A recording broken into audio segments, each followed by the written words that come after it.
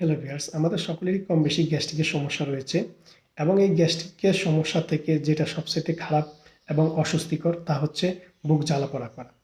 আমাদের এই বুক জ্বালাপোড়া অনেকেই কম বেশি ভুগে থাকেন এবং এই সমস্যা অনেকে বয়ে বেড়াচ্ছেন। এখন এই সমস্যাটা অনেকের রয়ে গেছে এবং এখনও তা সমস্যা নিয়ে ভুগতেছেন।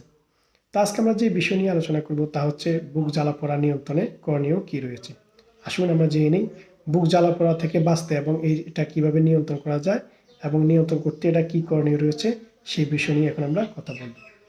প্রথমত হচ্ছে বুক জ্বালাপোড়া নিয়ন্ত্রণ করতে হলে আমাদের প্রথম যে বিষয়টি খেয়াল করা উচিত তা হচ্ছে অতিরিক্ত ওজন নিয়ন্ত্রণে আনতে হবে এবং এর পাশাপাশি আমরা নিয়মিত ব্যায়াম করতে হবে, প্রয়োজনে আমরা জিমে ভর্তি হতে হবে।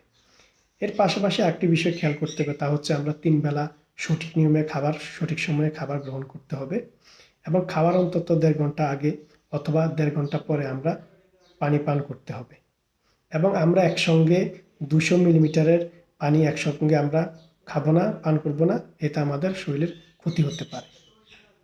খাবার খাওয়ার সময় আমরা অবশ্যই পেট ভরে খাবার খাবো না। আমাদের পেট অন্তত 1/3 খালি রেখে আমরা খাবার গ্রহণ করব। এতে আমাদের খাবার হজম ভালো থাকবে এবং আমাদের গ্যাস্ট্রিক সমস্যা, বুক জ্বালা-পোড়ার সমস্যা দূর হবে।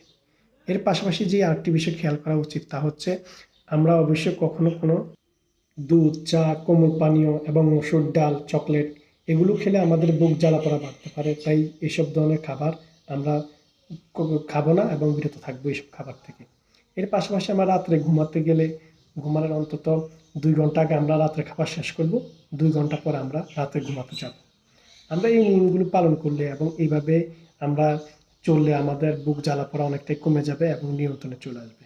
তাই আমরা বুক জ্বালা-পোড়া নিয়ন্ত্রণ করতে আমরা এই নিয়মগুলো পালন করব এবং নিজেদেরকে সুস্থ এবং সুন্দর রাখবো। ভিডিওটি ভালো হলে লাইক এবং শেয়ার দিয়ে অন্যকে দেখার এবং জানার সুযোগ করে দিবেন।